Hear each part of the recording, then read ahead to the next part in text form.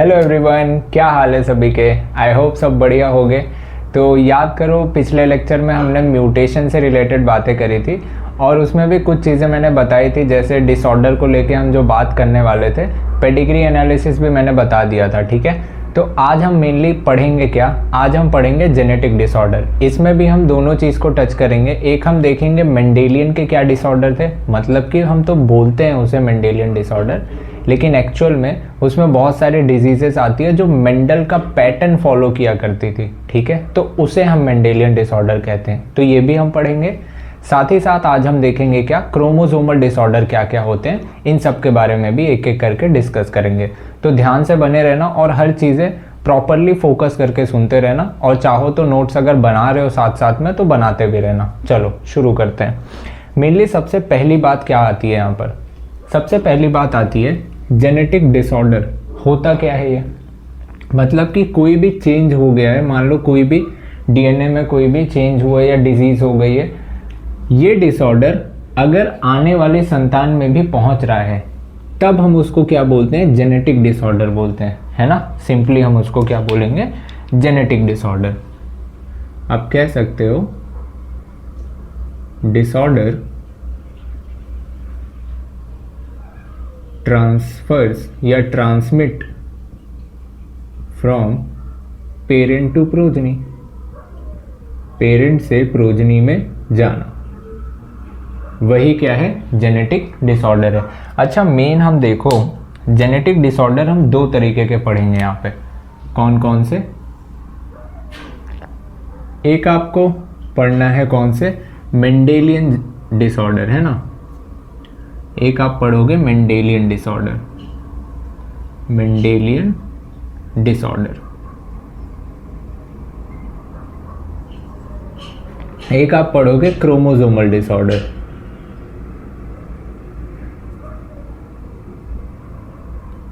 Chromosomal disorder,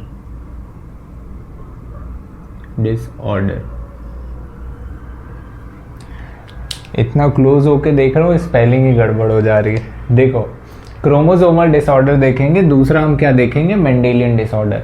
इसका नाम ही कहीं ना कहीं बता रहा है हमें कि मेंडेलियन डिसऑर्डर क्या है। मेंडल का पैटर्न फॉलो करेगा ये डिसऑर्डर। इसमें जितने भी आप पढ़ोगे, मेंडल का पैटर्न फॉलो करना, इसका क्या मतलब होता है, सिंपली इसका मतलब ये होता है, जैसे याद करो आप मेंडल के क्रॉस पढ़ा करते थे, है ना। टॉल उन्होंने ले लिया, डॉर्फ ले लिया, और वो देखा करते थे F1 जनरेशन में कोई प्रोजनी आई, फिर जब दोबारा से सेल्फिंग कराई F2 जनरेशन में ऐसा पता चला कि जो रेसेसिव ट्रेट लिया था वो एक्सप्रेस हुआ है मतलब लास्ट वाले जनरेशन में। तो पता हम क्या कर सकते हैं कि कोई भी रेसेसिव कैरेक्टर या फिर कोई बीमारी अगर है किसी भी इंडिविजुअल में, तो वो इस तरीके से क्रॉस करा के आप पता कर सकते हो।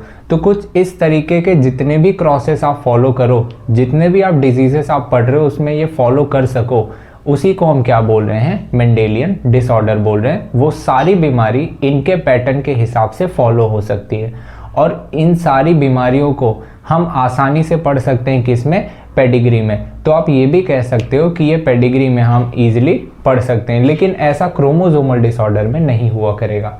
देखना, एक एक करके कुछ पॉइंट्स लिख लेते हैं इनमें। मेंडेलियन डिसऑर्डर मतलब फॉलो मेंडेलियन पैटर्न,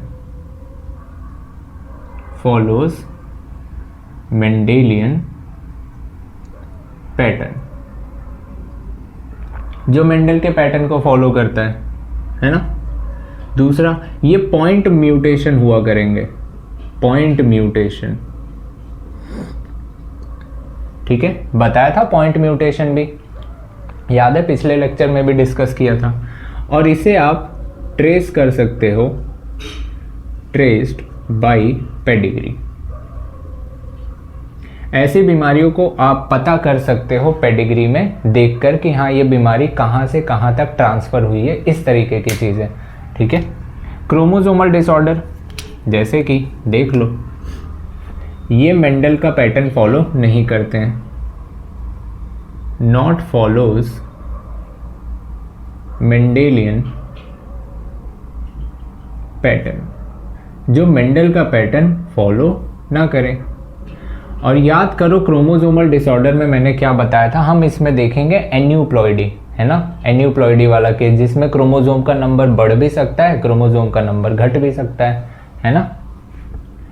हम इसमें देखेंगे एन्यूप्लॉइडी, जो किसके वजह से हुआ करेगा, याद करो ये भी बताया था, ये कब हुआ करेगा, जब भी क्रोमोसोम का ये नॉन डिसजंक्शन होता है ना क्रोमोसोम पेयर का, जब आप मियोसिस में एनाफेज फर्स्ट वहाँ पे पहुँचते हो तो होता क्या है, मेटाफेज फर्स्ट में तो ये ऐसे क्रोमोसोम प्लेट पर लेटे होते हैं और ऐसे लगता है ये आपस में जॉइंटेड रहे होंगे, फिर एनाफेज आया करता होगा तो ये धीरे धीरे अलग हो जाते होंगे, ऐसे करके होते होंगे।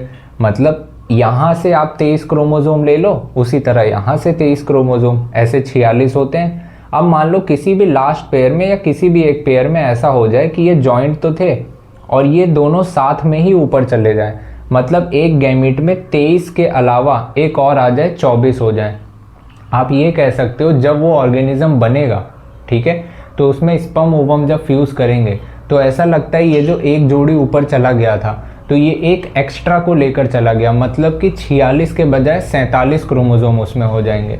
उसी तरह जिसमें से ये उठ के गया था अगले वाले में गायब हुआ होगा तो माइनस भी हो सकता है, तो ये ड्यू टू नॉन डिसजंक्शन आप इसको बोलते हो, ठीक है, एन्यूप्लॉइडी के केस में। अगली बात करें, ट्रेस बाय पेडिग्री था ये, इसको आप ट्रेस नहीं कर सकते पेडिग्री से, do not traced by pedigree, आप पेडिग्री से इसे ट्रेस नहीं कर सकते, ठीक है। बात करें अगर सबसे पहले यहीं से अगर मैं शुरुआत करूं, क्रोमोसोमल डिसऑर्डर की बात करूं, यहाँ पे अगर मैं बात करूं तो कुछ चीज़ें ध्यान रखना, जैसे कि क्रोमोसोमल डिसऑर्डर, अगर मैं इससे शुरुआत करूं तो आपने अभी तो यही कहा कि एन्यूप्लॉइडी का केस होगा, है ना, एन्यूप्लॉइडी होगी, किसके वजह से, due to non disjunction of chromosomes in anaphase 1, anaphase 1 में ऐसा हो सकता है।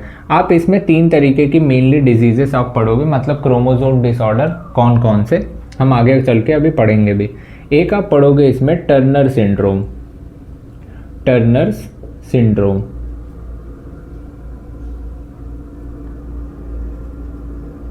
इसका नाम ही बता रहा है कि ऐसा लगता है टर्न हो गया है, टर्न हो गया मतलब इसमें एक क्रोमोसोम कम हो जाता है, तो 46 के बजाय 45 क्रोमोसोम यहाँ रह जाएंगे, हम आगे अभी देखेंगे। दूसरी बात, यहाँ पर दूसरा एक आप पढ़ोगे क्लिनफेल्टर्स सिंड्रोम, जो साइंटिस्ट डिस्कवर कर लेते थे अपने नाम से सिंड्रोम रख देते थे, ठीक है। क्लिनफेल्टर सिंड्रोम में भी क्या होगा, यहाँ पर एक अलग सी चीज़ होगी, यहाँ पर क्रोमोसोम का नंबर 1 बढ़ जाया करेगा, ये मेल्स के केस में होता है खासकर। तीसरा आप पढ़ोगे डाउन सिंड्रोम, डाउन सिंड्रोम, इसमें भी क्रोमोसोम का नंबर बढ़ेगा तो, लेकिन 21वें नंबर के क्रोमोसोम पे क्या होगा, एक क्रोमोसोम बढ़ा हुआ दिखाई देगा, मतलब जिसको आप कह सकते हो पेयर की बजाय एक एक्स्ट्रा आ चुका था, मतलब ट्राइसोमी हो चुकी है। क्लियर है, ये नोट डाउन कर लो, मैं क्रोमोसोम डिसऑर्डर के एक एक को प्रॉपरली हम कवर करने की कोशिश करते हैं, ठीक है, ये आप एक बार नोट डाउन कर लो। डन है, देखना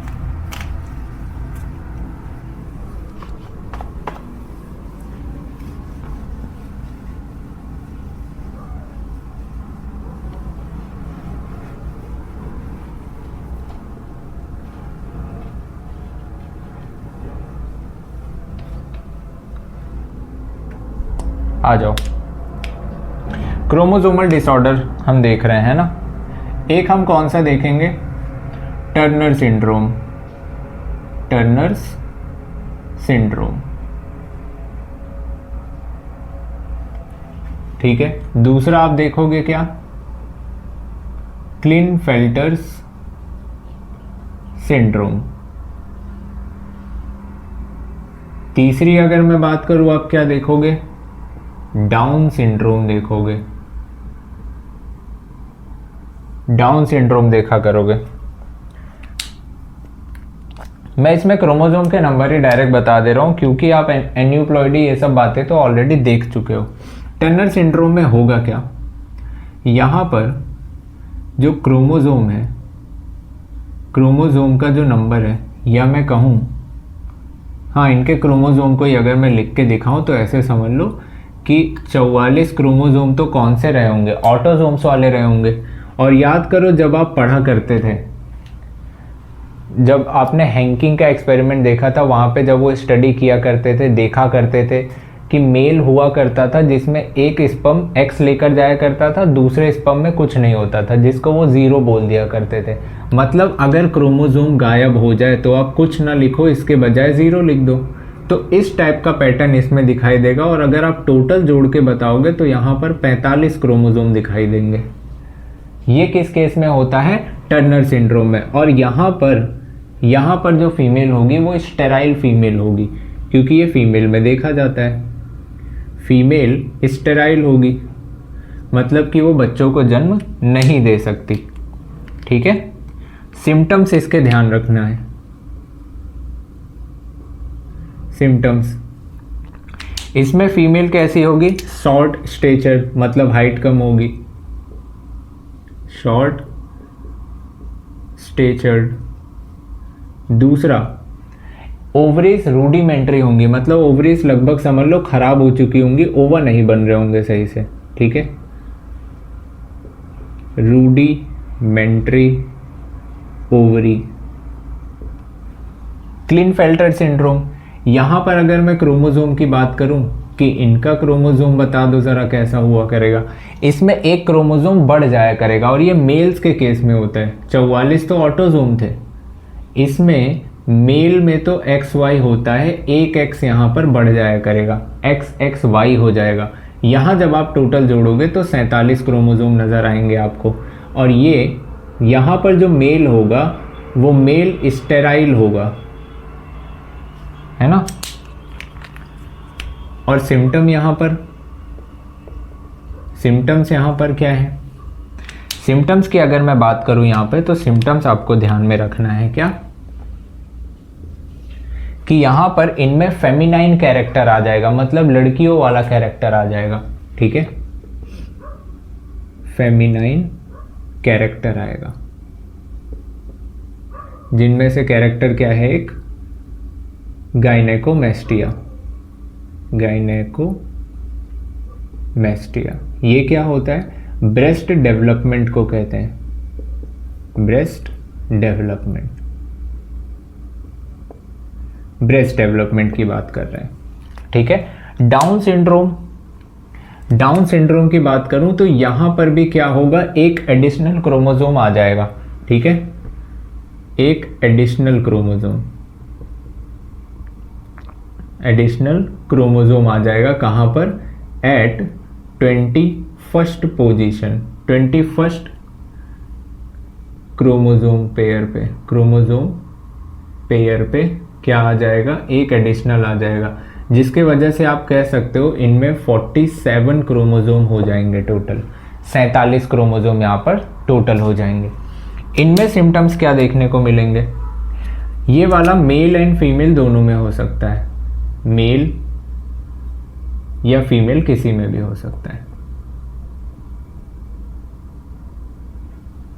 एक डायग्राम दिया होगा एनसीईआरटी में बच्चे का, उस पे देखना, ये हमें क्या लिखना है, symptoms.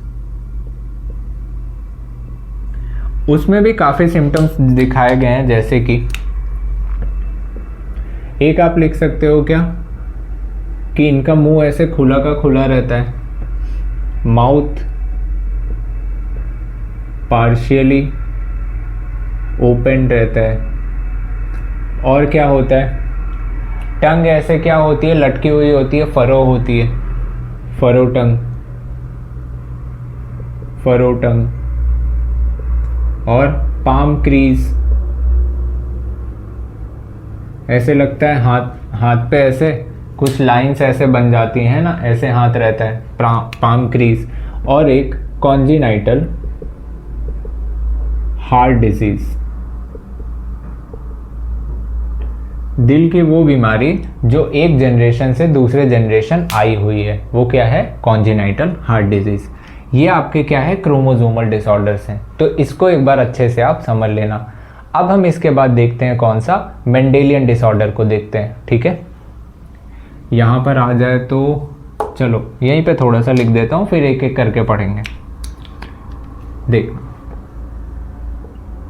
Mendelian disorder, Mendelian disorder हम पढ़ेंगे।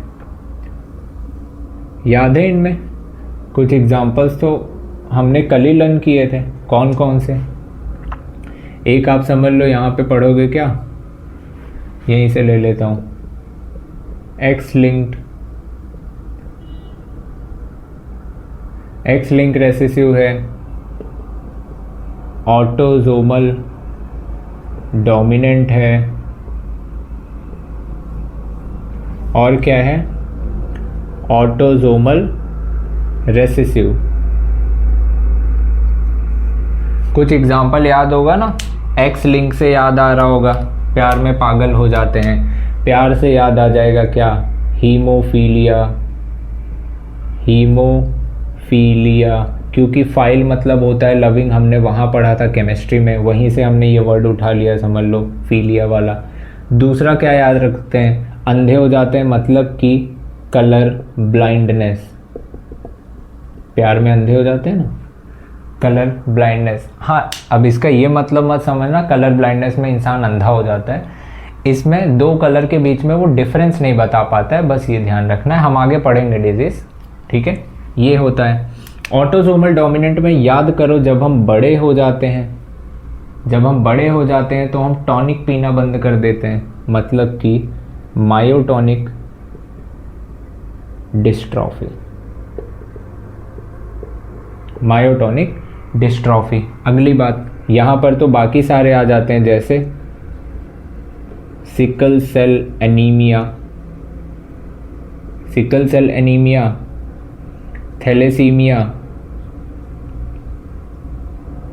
थैलेसीमिया हो गया, और क्या हो गया? फिनाइल कीटोन्यूरिया हो गया, और भी कुछ होता है, सिस्टिक फाइब्रोसिस हो गया, ऐसे होते हैं, ठीक है। सिस्टिक फाइब्रोसिस हो गया। एक और होता है इसकी तरह, जिसको आप बोलते हो मस्कुलर डिस्ट्रॉफी। ये सारी कहानी होती, जिनमें से हमें पढ़ना क्या क्या है।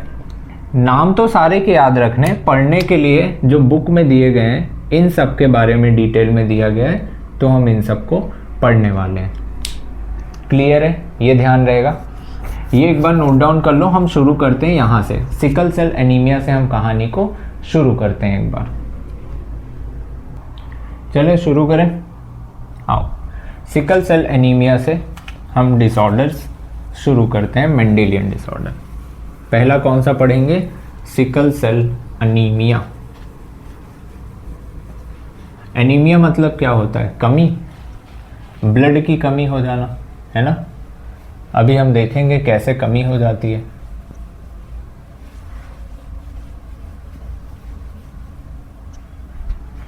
देखो, हम पढ़ रहे हैं सिकल सेल एनीमिया।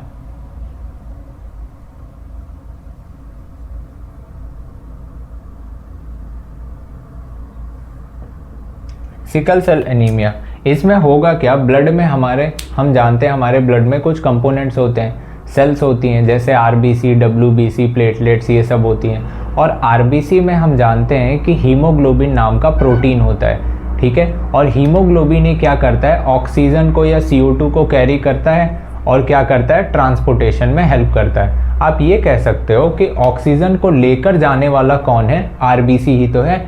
ये ऑक्सीजन को लेकर जाएगा, और जहाँ पर भी ऑर्गन प्रेजेंट होगा, मान लो हार्ट है, किडनी है, ये सब जगह पहुँचेगा, ऑक्सीजन को पहुँचा देगा, और वहाँ से CO2 को लेकर वापस चलाएगा। ये सब इसका काम होता है।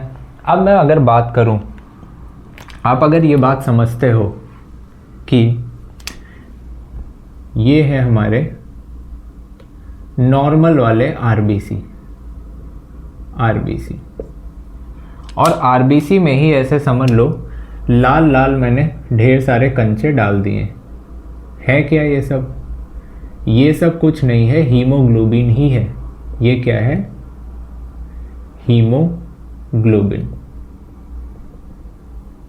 ठीक है, हीमोग्लोबिन। इसका स्ट्रक्चर एक्चुअल में कैसा होता है वो ध्यान रखना, यहीं पे कहानी कुछ छुपी हुई है। इसका स्ट्रक्चर याद रखना, स्ट्रक्चर ऐसा कुछ रहता है, बीच में ऐसे आयरन मॉलिक्यूल होता है और साइड साइड में ऐसा लगता है इसकी कुछ चेन्स होती हैं। एक को आप बोलते हो अल्फा चेन,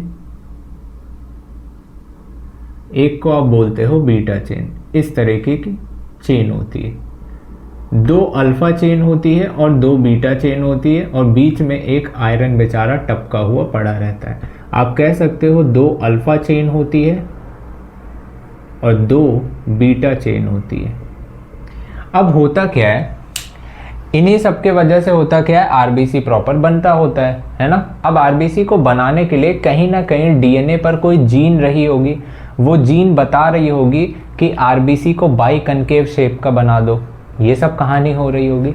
इस केस में होगा क्या, यहाँ पर आरबीसी का जो शेप होता है वो थोड़ा सा बदल जाता है। आप ऐसे समझो, अगर मैं बताऊं, ये समझ लो क्या है, ब्लड वेसल्स है और ऐसे कहीं ना कहीं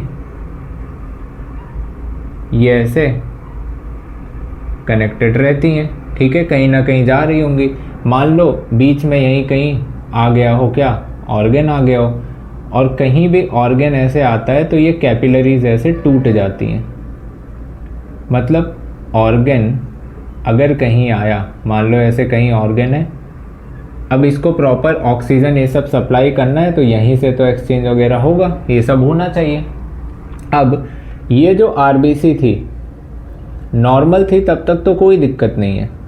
अब मान लो इसमें हुआ क्या, हो गया चेंज, अब हो गया बदलाव और ये आरबीसी चेंज हो गई ऐसे सिकल शेप में, ऐसे सिकल शेप में, ऐसे लगता है चांद के शेप में हो गई है। अब खुद सोचो, ऐसे नोकीली आरबीसी अगर बन गई, नोकीली आरबीसी अगर बन गई तो ये जाएगी और कैपिलरी के पास क्या करेगी, ऐसा लगता है क्लॉट कर देगी। मतलब कि वहाँ इकट्ठा हो जाएगी, वहाँ ब्लॉकेज कर देगी। और जैसे ही ब्लॉकेज करेगी तो होगा क्या, जो भी यहाँ से ब्लड आ रहा होगा यहाँ पर आना रुक जाएगा। और ब्लड का लॉस होना, मतलब आप कह सकते हो ब्लड का फ्लो होना, ब्लड आना अगर कम हो गया तो ऑर्गन को ऑक्सीजन मिलना कम हो जाएगी। इसको ऑक्सीजन मिलना कम हो जाएगी तो होगा क्या, आप ये कह सकते हो कि सीवियर पेन हो सकता है और एक समय बाद ये ऑर्गन डैमेज हो सकता है। कितने सारे इफेक्ट हो सकते हैं सिर्फ एक छोटे से म्यूटेशन के वजह से, जिस म्यूटेशन ने इसका शेप बदल दिया। अभी हम समझेंगे कैसे हुआ होगा म्यूटेशन। ठीक है, ऐसे समझो, ये तो था नॉर्मल आरबीसी, नॉर्मल वाला। अब ये क्या है, म्यूटेशन हो गया, जिसको आप बोल रहे हो सिकल सेल्ड आरबीसी। अब ये क्या करेगा, इसके कोई ना कोई असर होंगे इसके ऊपर। क्या इफेक्ट दिखा सकता है, ये क्या प्रभाव डाल सकता है। ठीक है, एक तो पहले ये क्या करेगा, ब्लॉकेज करेगा। ठीक है,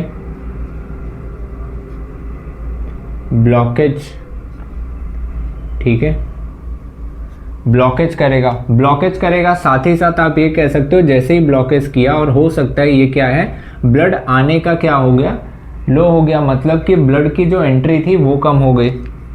आप कह सकते हो जो ब्लड फ्लो था, ब्लड फ्लो डिक्रीज होता चला गया। सीवियर पेन होगा और लास्ट टू लास्ट क्या हो सकता है, ऑर्गन डैमेज हो सकता है। ये सब बड़ी कहानी हो सकती है। मतलब हम कह क्या सकते हैं सिकल सेल एनीमिया में कि due to mutation in haemoglobin के भी कौन से, बीटा चेन ठीक है, ड्यू टू म्यूटेशन इन, ऐसे समझ लो म्यूटेशन के वजह से क्या होगा, आरबीसी का शेप चेंज हो जाएगा। कैसे होगा अभी हम चलो आगे बता देते हैं थोड़ा सा डीएनए के बेस पे। यहाँ बना दो, देखना ऐसे समझ लो कि अगर मैं नॉर्मल केस लूँ, ये चलो अलग कहानी हो रही थी है ना, अगर मैं बात करूँ ऐसे समझो कि नॉर्मली क्या कहानी हुआ करेगी। आप ये बात जानते हो, ऐसे हुआ करता होगा डीएनए से बनता है क्या, एमआरएनए,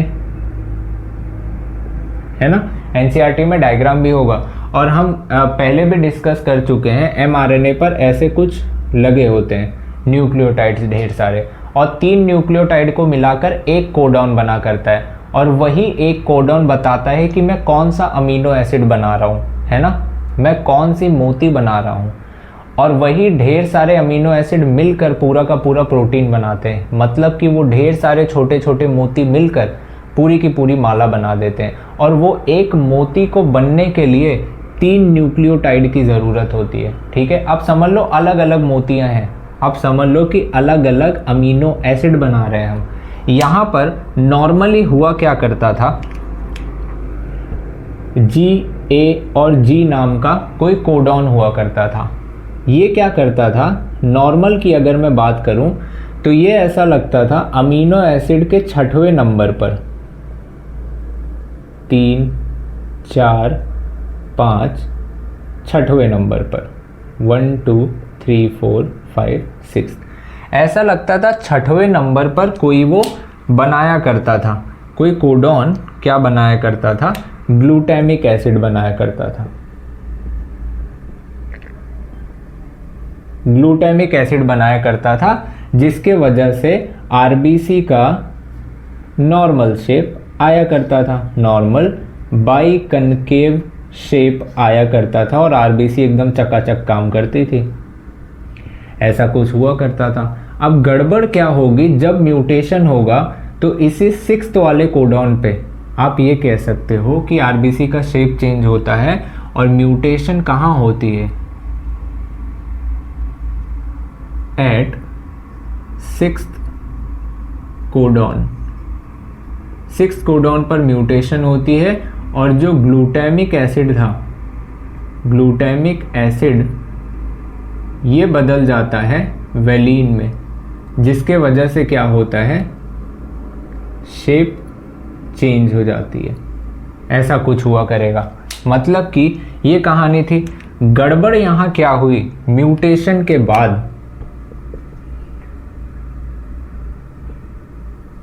जब म्यूटेशन हुई तो ये तो वही डीएनए रहा करता था, एमआरएनए बनाया करता था, लेकिन एमआरएनए में इस बार कोडॉन कुछ बदल गए। GAG था, बीच में का A गायब हो गया और A की जगह आ गया क्या, यहां पर आ गया A की जगह U आ गया, GUG आ गया। अब ये क्या होगा, यहाँ पर 6वें नंबर पर जो था 3, 4, 5, ये जो 6th नंबर पर कोडॉन था, ऐसा लगता है अब ये कुछ बदल गया, ये कोई दूसरे तरीके का अमीनो एसिड बना रहा है। ये क्या है, ग्लूटामिक एसिड भी ये अमीनो एसिड ही है, ठीक है। और ये क्या है, अब दूसरे तरीके का कोई अमीनो एसिड बनाने लगा, जिसको आप क्या बोलते हो, वेलिन बोलते हो, जो कि ये भी 6th पोजीशन पर ही बदला है। और ये वेलिन क्या करेगा अब आगे चलकर, ये क्या करता है, ये हीमोग्लोबिन के बीटा चेन का शेप चेंज कर देता है, शेप डिस्ट्रॉय कर देता है, या कह दो शेप डीफॉर्म कर देता है। शेप डीफॉर्म कर देना मतलब उसके शेप को खराब कर देना, है ना। हीमोग्लोबिन का बीटा चेन, हीमोग्लोबिन के बीटा चेन को जब उसका शेप खराब कर देगा तो होगा क्या, ओवरऑल आरबीसी का शेप बदल जाएगा, ओवरऑल आरबीसी का शेप ऐसा हो जाएगा, आरबीसी शेप चेंज होगा, तो मैं डायरेक्ट लिख दूं सिकल शेप हो जाएगा। सिकल शेप आरबीसी बन जाएगा। तो ये कहानी समझ आई कि ऐसा कुछ गड़बड़ हुआ करता था जिसके वजह से ऐसा ये हो रहा है, ठीक है। वो भी कहाँ पर, 6th पोजीशन पर, कोडॉन के 6th पोजीशन पर ऐसा कुछ हुआ करता था, ठीक है। अब देखो सिकल सेल एनीमिया के लिए आप इसका जीनोटाइप कैसे लिखोगे। जीनोटाइप के लिए मैं यहाँ पे कहीं बता दूँ, यहाँ पे चलो साइड में लिख देता हूँ, ये लेकिन मिटाना पड़ेगा, ठीक है। रुको इसको मिटा देता हूँ, आप नोट डाउन कर लो एक बार। जीनोटाइप बता देता हूँ कि आप जीनोटाइप कैसे लिखा करोगे इसका।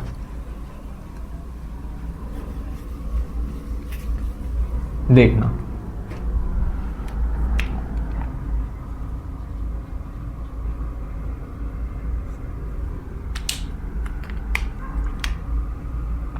जीनोटाइप क्या होगा। नॉर्मल की अगर मैं बात करूं, अगर वो नॉर्मल केस है, ठीक है, तो आप जीनोटाइप लिखोगे HbA HbA। और अगर कैरियर है, कैरियर भी नॉर्मल की तरह ही शो होगा, चाहे मेल या फीमेल। क्यों? क्योंकि ये हमेशा एक्सप्रेस करेगी डिजीज़ कब, जब दोनों पर आ जाए। तो आप कैरियर कैसे लिख सकते हो, एक के ऊपर A हो और एक के ऊपर सिकल सेल एनीमिया का S हो। अफेक्टेड को आप कैसे शो करोगे, अफेक्टेड कह लो या सिकल सेल एनीमिया वाला, तब आप शो करोगे HbS HbS, जब दोनों जगह ये शो कर रहा होगा। तो ये इस तरीके से आप इनका जीनोटाइप लिख सकते हो, ठीक है। तो ये डिजीज़ हो जाए, देन हम अगले डिजीज़ पर चलते हैं, क्या, थैलेसीमिया।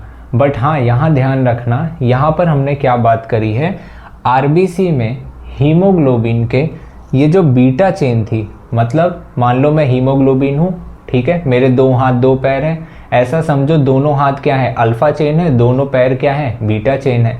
अब यहाँ पर हुआ क्या, मेरे ऊपर मतलब आरबीसी के ये हीमोग्लोबिन के ऊपर क्या हुआ, इसके जो पैर थे, मतलब कि जो बीटा चेन था, वो क्या हुआ, अफेक्ट हो गया, जिसके वजह से कहानी बदली। आप ये कह सकते हो कि ये हीमोग्लोबिन का मतलब मैं हीमोग्लोबिन हूँ, मेरा क्या हुआ, स्ट्रक्चर चेंज हुआ, मतलब मेरी क्वालिटी ख़राब हो गई, है ना।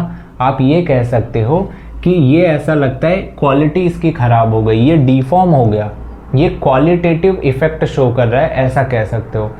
अगला अभी हम डिजीज़ पढ़ेंगे, क्या, थैलेसीमिया। वहाँ पर कहानी क्या होगी, वहाँ पर ऐसा है कि जब ये हीमोग्लोबिन बना करेगा तो इसके हाथ पैर सब बन के जुड़ रहे होंगे, ऐसा समझो ये चेन ऐसे बन रही होगी। तो उस केस में क्या होगा, थैलेसीमिया के केस में, वहाँ पर ये जो बीटा चेन है और अल्फा चेन है, ठीक है, इसकी सिंथेसिस कम होती है, मतलब कि इसका अमाउंट कम बनेगा, ठीक है। जब हीमोग्लोबिन बन रहा होगा तो इसके हाथ पैर हो सकता है कम बन रहे हो, मतलब इसके हाथ पैर मतलब इसके चेन कम बन रहे हो। और अगर इसके चेन कम बनेंगे, मतलब आप कह सकते हो कि हीमोग्लोबिन कम बना। हीमोग्लोबिन कम का मतलब है कि आरबीसी में मतलब कमी आई, मतलब आप ये कह सकते हो कि खून में कमी आ गई, है ना। तो ये नज़र आता है वहाँ पर कि यहाँ पर क्वालिटी ख़राब हुई थी, कहाँ पर, सिकल सेल एनीमिया में। लेकिन थैलेसीमिया में अभी हम पढ़ेंगे कि क्वांटिटी कम हो जाती है, ठीक है। सिंथेसिस कम होने का मतलब उसका नंबर कम हो जाने लगता है, तो वो एक क्वांटिटेटिव इफेक्ट है, वो अभी हम पढ़ते हैं। ये नोट डाउन कर लो,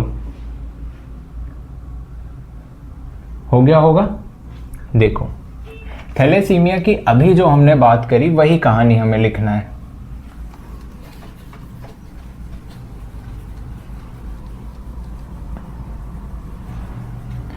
जैसे सिकल सेल एनीमिया के लिए डीएनए पर कोई ना कोई कोडॉन था, डीएनए पर कोई ना कोई जीन था जो इफेक्ट हुआ करता था, उसी तरह थैलेसीमिया में भी कहानी होगी।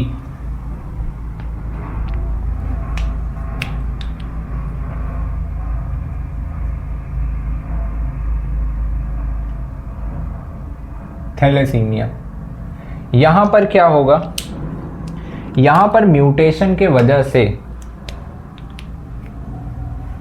आप कह सकते हो ड्यू टू म्यूटेशन, म्यूटेशन के वजह से आप कह सकते हो कि हीमोग्लोबिन में, हीमोग्लोबिन सिंथेसिस लेस होगी। ठीक है, हीमोग्लोबिन की सिंथेसिस कम होगी, मतलब हीमोग्लोबिन के अल्फा या बीटा चेन की सिंथेसिस कम होगी, जिसके वजह से इनकी क्वांटिटी कम हो जाएगी। तो आप ये कह सकते हो कि ये एक तरह का क्या है, क्वांटिटेटिव वाला इफेक्ट है। ठीक है, यहाँ पर आप दो तरीके के थैलेसीमिया पढ़ोगे। कौन कौन से थैलेसीमिया पढ़ोगे?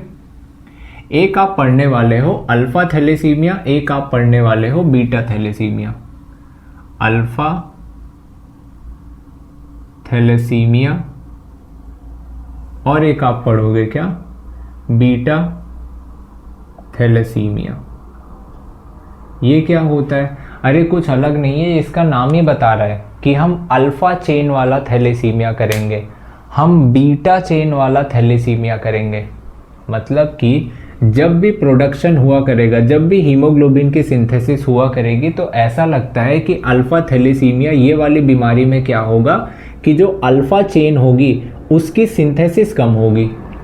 यहाँ पर क्या होगा, बीटा चेन जो हुआ करेगी हीमोग्लोबिन की, उसकी सिंथेसिस कम हुआ करेगी। तो ओवरऑल आप ये कह सकते हो, जब उसके हाथ पैर दोनों ना बने, है ना, तब आप कहोगे क्या कि हीमोग्लोबिन कम बन रहा है। ठीक है, तो ओवरऑल ये पूरा का पूरा इफेक्ट किस बेस पर है, क्वांटिटी पर बेस्ड है, कि कितने नंबर ऑफ सिंथेसिस कम हुई है, इसके बेस पर ये आधारित है।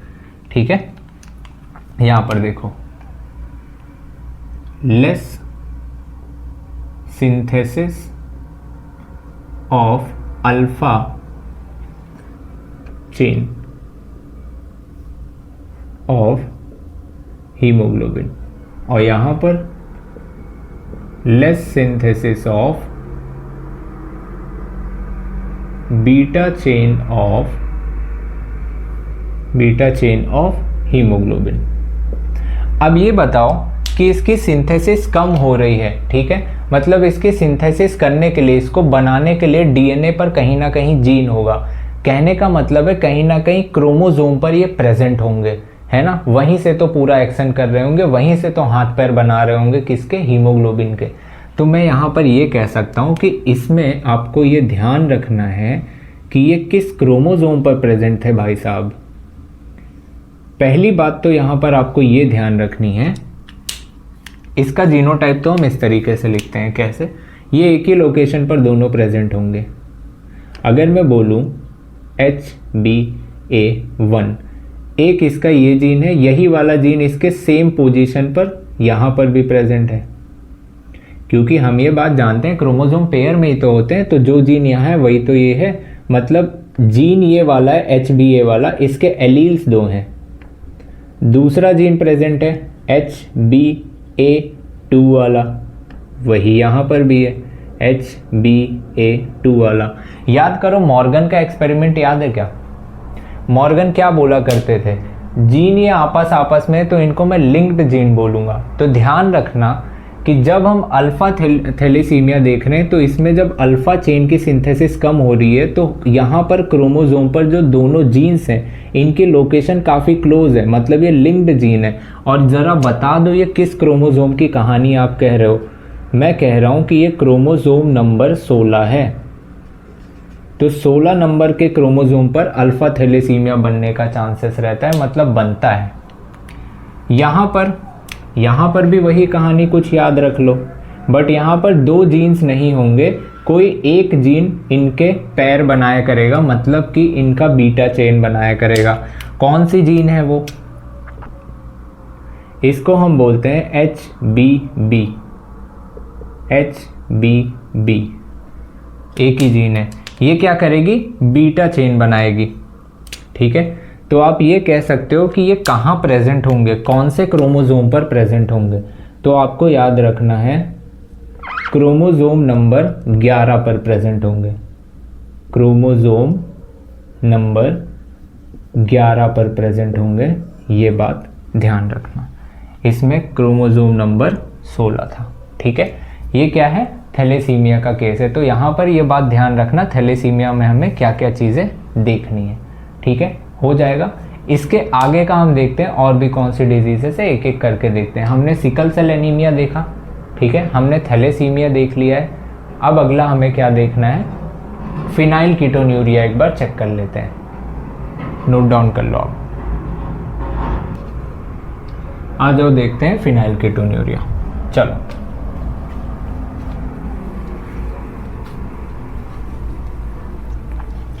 अच्छा, कल के लेक्चर में, पिछले लेक्चर में याद करो कि हमने फिनाइल कीटोन्यूरिया की बात तो थोड़ी बहुत करी ही थी, वही बात हम रिपीट करने जा रहे हैं ना, वही है, समझो रिवीजन हो रहा है। फिनाइल कीटोन्यूरिया,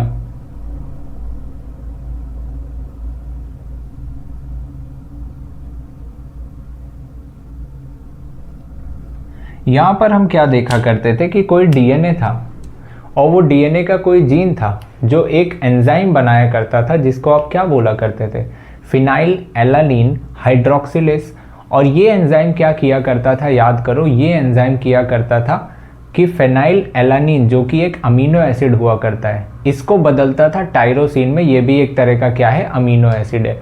और वो टायरोसिन कुछ अपना असर दिखाया करता था, मतलब कि मिलेनिन बनाता था जिससे हमारी स्किन का कलर, हेयर का कलर, पिगमेंटेशन आती थी। कुछ हार्मोन भी बनाता था, ठीक है।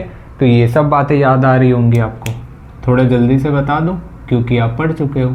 ऐसे समझो डीएनए था, डीएनए का कोई सेगमेंट था जो एंजाइम बनाया करता था, कौन सा, फिनाइल एलानीन हाइड्रोक्सिलेज, ठीक है। इतना बड़ा नाम लिखने की बजाय चलो इसे एक सिंबल से रिप्रेजेंट कर लेते हैं कि कुछ ऐसा रहा होगा ये एंजाइम। अब मान लो नॉर्मल केस में होगा क्या, नॉर्मली ये क्या किया करता है, नॉर्मली ये क्या करेगा, हम जानते हैं अमीनो एसिड हम बनाया करते थे इस तरीके का, ध्यान आ रहा है कुछ, NH2 बनाते थे, CH2 और इधर ऐसे फिनाइल जोड़ दिया करते थे जिसको हम क्या बोला करते थे, फिनाइल एलानीन, जो कि क्या है, एक तरीके का अमीनो एसिड है, एसेंशियल। और इस पर जब ये एंजाइम काम किया करता था, ये एंजाइम जब इस पर ऐसे काम किया करता था तो इसको किसी और चीज़ में बदल दिया करता था। इस फिनाइल एलानीन को ही ये किस चीज़ में बदल दिया करता था, ज़रा याद करो, याद आया, बिल्कुल फिनाइल के ऊपर ऐसे OH लगा दिया करता था जिसको आप टायरोसिन का नाम देते थे। और ये टायरोसिन क्या हुआ करता था, ये भी एक तरीके का अमीनो एसिड हुआ करता था जो कि नॉन एसेंशियल अमीनो एसिड है। और ये अमीनो एसिड, ध्यान करो, अपना कुछ असर दिखाया करता था। कौन सा असर दिखाया करता था, ये असर दिखाया करता था कि ये कुछ हार्मोन्स बनाया करता था, सम हार्मोन्स बनाया करता था, याद आ रहा है। और साथ ही साथ ये मिलेनिन बनाता था, और ये मिलेनिन क्या करता था, हेयर एंड स्किन पिगमेंटेशन किया करता था, याद आ रहा होगा। हम समझो रिवाइज कर रहे हैं एक तरह से। अब ज़रा मुझे ये बताओ, म्यूटेशन के बाद क्या होगा, आफ्टर म्यूटेशन क्या हुआ करेगा। म्यूटेशन के बाद सिंपली ध्यान से सुनना क्या कहानी हुआ करती थी। म्यूटेशन में ये जीन नहीं बनने लगा, ये गड़बड़ हो गई, मतलब कि यहाँ के बाद ये जो प्रोसेस हुआ करती थी ये होगी ही नहीं, मतलब कि टायरोसिन नहीं बनेगा, एंजाइम नहीं बनेगा तो टायरोसिन नहीं बनेगा, ये नहीं बनेगा तो ये सारे काम नहीं होंगे, मतलब कि हेयर और स्किन का पिगमेंटेशन घट जाएगा, है ना। मिलेनिन का पिगमेंटेशन जो था, मिलेनिन जो पिगमेंटेशन को कंट्रोल करता था, जो डार्क स्किन आया करती थी, ऐसा लगता है उसका पिगमेंटेशन कम हो गया, लाइट स्किन आया करेगी, हेयर पर भी मिलेनिन क्या हो जाएंगे, कम हो जाएंगे। तो ये कहानी हुआ करती है अगर ये नहीं बना। आफ्टर म्यूटेशन क्या होगा, नो एंजाइम फॉर्म, मतलब टायरोसिन की मात्रा घटने लग जाएगी, जिसका परिणाम क्या होगा, जिसका परिणाम यही होगा कि मिलेनिन डिक्रीज होगा। और मिलेनिन डिक्रीज मतलब हेयर एंड स्किन पिगमेंटेशन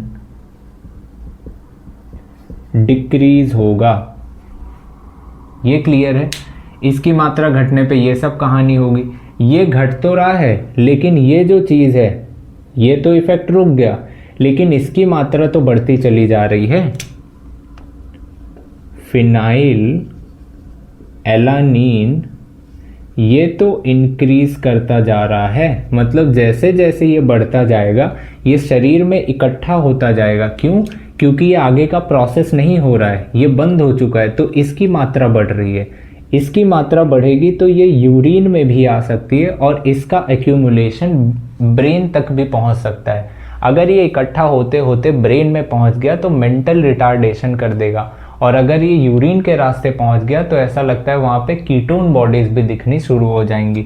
तो ये एक्यूमुलेशन,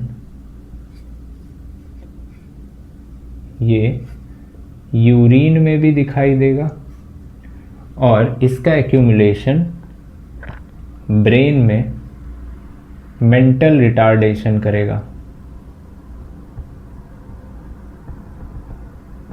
और यहाँ के केस में कीटोन बॉडीज दिख सकती हैं। कहाँ? यूरिन में। ठीक है, ये कहानी हो सकती है। ठीक है, फिनाइल कीटोन्यूरिया की।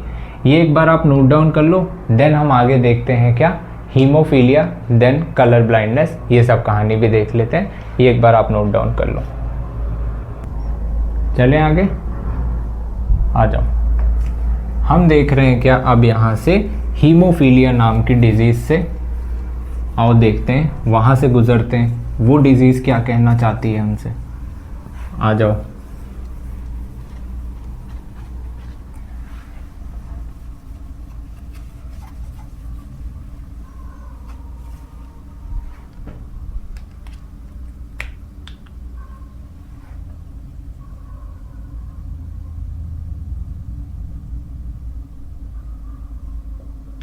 हीमोफीलिया, इस डिजीज़ में होता क्या है, हम सब जानते हैं हीमोफीलिया क्या है, एक्स लिंक है, एक्स लिंक रेसेसिव डिसीज़ है।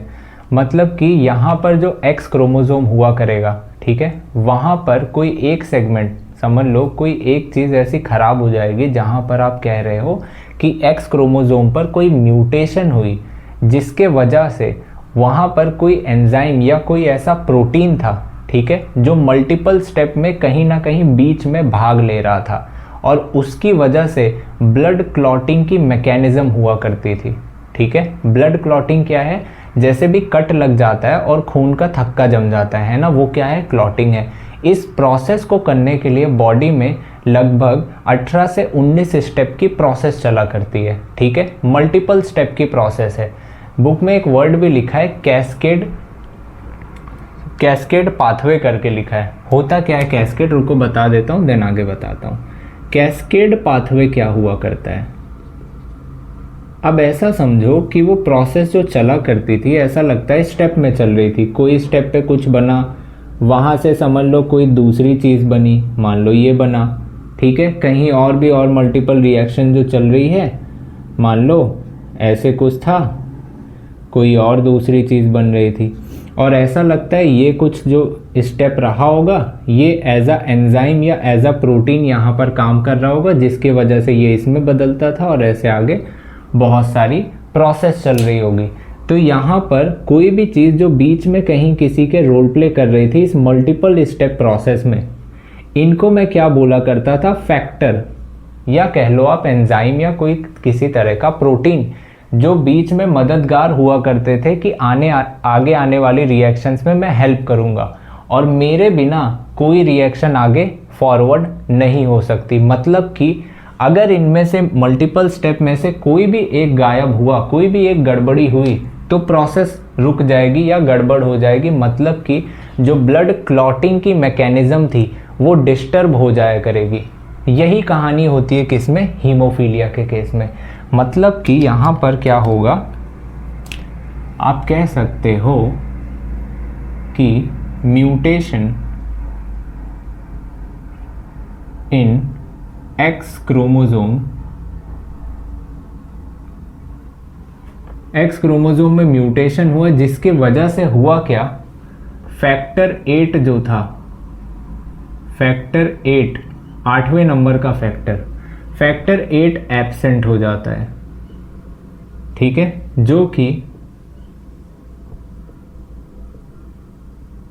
Takes part in blood clotting, जो ब्लड क्लॉटिंग में रोल प्ले कर रहा था और ये गायब हो जाता है। आप समझ लो इसके गायब होने से असर आ जाएगा, ठीक है। मतलब कि होगा क्या, यहाँ पर blood clotting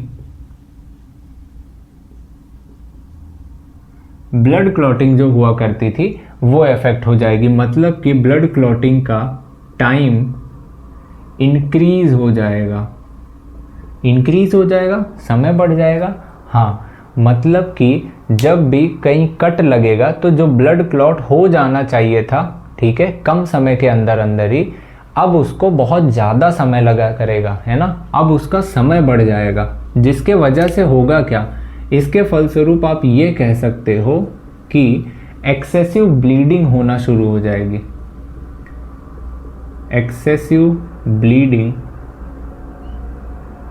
in small cut, छोटा सा कट भी लग गया तो एक्सेसिव ब्लीडिंग हो जाएगी और इसके चक्कर में चांसेस हो जाते हैं कि मौत भी हो जाती है, ठीक है। तो ये बात यहाँ पर ध्यान रखना थोड़ी सी। अच्छा, इनका मुझे जीनोटाइप बताने की कोशिश करना आप। अगर मैं पूछूं कि जीनोटाइप बता दो तो आप लिख दोगे आसानी से, ठीक है। कैसे लिख दोगे, यहाँ पर हम क्या पढ़ रहे हैं, हीमोफीलिया की कहानी पढ़ रहे हैं, मतलब हम H लिखेंगे और ये X लिंक रेसेसिव डिसऑर्डर है, तो चलो इससे ही बना देता हूँ। नॉर्मल की बात करो तो हम जानते हैं फीमेल ये क्या है, नॉर्मल फीमेल है, नॉर्मल फीमेल है। अगर फीमेल के किसी एक क्रोमोसोम पर हीमोफीलिया वाला फैक्टर है तो वो अभी भी नॉर्मल है बट कैरियर है, मतलब अभी वो अफेक्ट नहीं हुई है। क्यों? क्योंकि अफेक्ट तब होगा जब हीमोफीलिया के या दोनों जगह पर आ जाएगा साथ में, ठीक है, दोनों जगह पर। याद करो मेंडल क्या बोला करते थे, रेसेसिव वाला ट्रेट तब एक्सप्रेस करेगा जब वो दोनों पर आ जाए, मतलब दोनों ही गैमेट स्मॉल टी हुआ करते थे उस केस में। ऐसा समझो अभी ये कैपिटल T स्मॉल टी है, ठीक है, इसलिए ये अभी नॉर्मल सी दिखाई दे रही है, इसलिए आप इसको नॉर्मल बोल रहे हो। बट जैसे ही इसके दोनों ही ऊपर क्या आ जाएगा, हीमोफीलिया का फैक्टर, आप बोलोगे क्या हो गया है, ये अफेक्टेड फीमेल हो गई है, मतलब कि हीमोफिलिक हो गई है, हीमोफिलिक हो गई है, ये आप कहोगे। अगर मैं मेल की कहानी कहूँ आप बोलोगे ये तो नॉर्मल मेल है।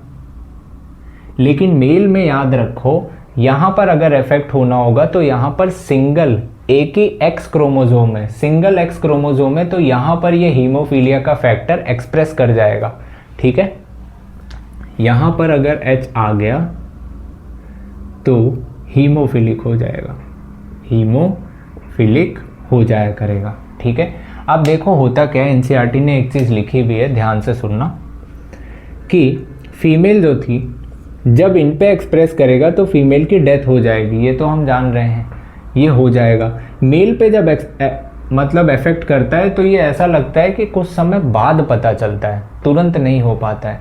तो यहाँ पे कहा भी गया है कि फीमेल को हीमोफीलिया हो ये रेयर चांसेस होता है, मतलब उसके लिए चांसेस क्या बन सकते हैं, चांसेस तब बन सकते हैं अगर फीमेल जो है, मतलब कि अगर मदर है, अगर वो कैरियर है और जो फादर है वो हीमोफिलिक है, तब चांसेस है कि बेटी क्या होगी, तब उसको हीमोफीलिया हो सकता है। मतलब कि अगर फादर हीमोफिलिक है और मदर कैरियर है तब चांसेस है कि जो आने वाली पीढ़ी में लड़की होगी वो हीमोफिलिक हो सकती है, ठीक है। लेकिन बाकी और भी पैटर्न बन सकते हैं, ठीक है ना। तो यहाँ पे हम ये पैटर्न को, ये चीज़ को मानकर चल रहे हैं, ठीक है। ये बात वहाँ पर लिखी गई है, ये आप थोड़ा सा देख भी लेना एक बार। यहाँ तक बातें क्लियर है, हीमोफीलिया हमने देख लिया। आओ थोड़ा सा देख लेते हैं कलर ब्लाइंडनेस की बात देख लेते हैं, इसके बाद आओ देख लेते हैं, ये नोट डाउन कर लो एक बार। चले देखो ज़रा, कलर ब्लाइंडनेस की बात कर लेते हैं। हीमोफीलिया हमने देख ही लिया। कलर ब्लाइंडनेस मतलब अंधा नहीं, ये जस्ट दो कलर के बीच में फ़र्क नहीं बता पाते, ठीक है।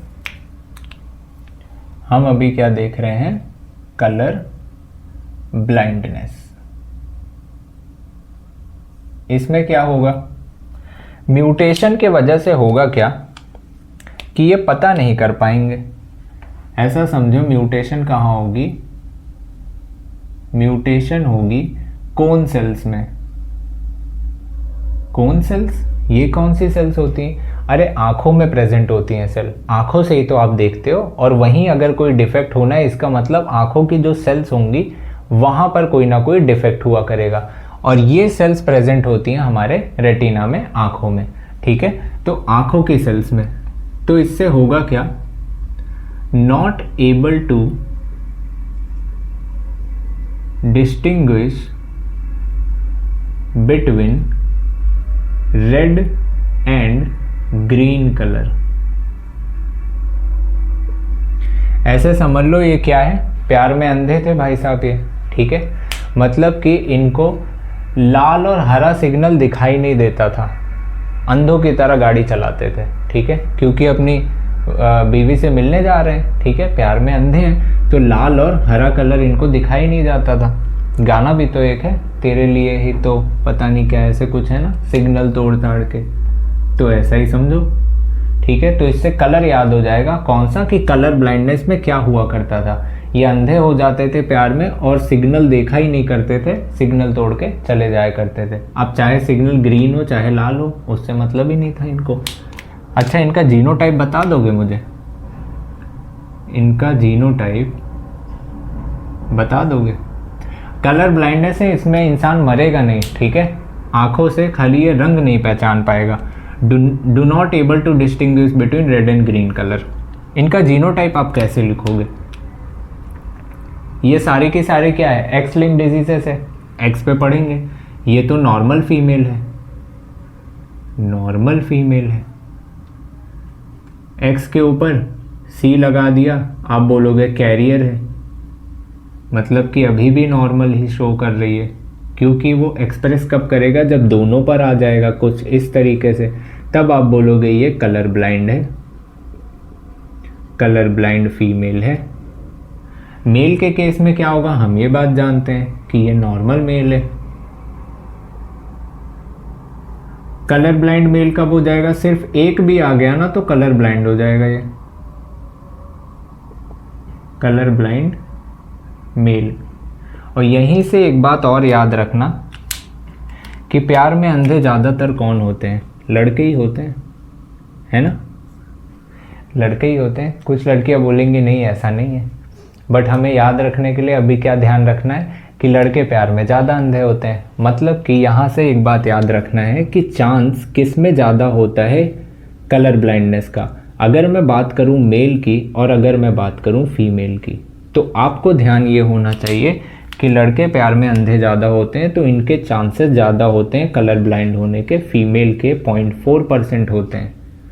अब ऐसा रीज़न एक्चुअल में था क्या, रीज़न एक्चुअल में ये था कि कलर ब्लाइंड को भी एक्सप्रेस करने के लिए सिंपली क्या है, दोनों एक्स पर ये होना चाहिए, जो कि बहुत कम ही होता है, लेकिन एक एक्स पर हो जाए ये होने के प्रोबेबिलिटी ज़्यादा होती, इसलिए मेल पे कलर ब्लाइंड होने के चांसेस ज़्यादा होते हैं। यही कहानी ले लो, हीमोफीलिया में भी तो यही कहा गया था कि फीमेल में रेयरली एक्सप्रेस होता है। वहाँ कब एक्सप्रेस करेगा, जब मदर कैरियर हो और फादर क्या हो, हीमोफिलिक हो, तब कहानी हुआ करेगी। यहाँ पर भी यही है, समझ लो, है ना।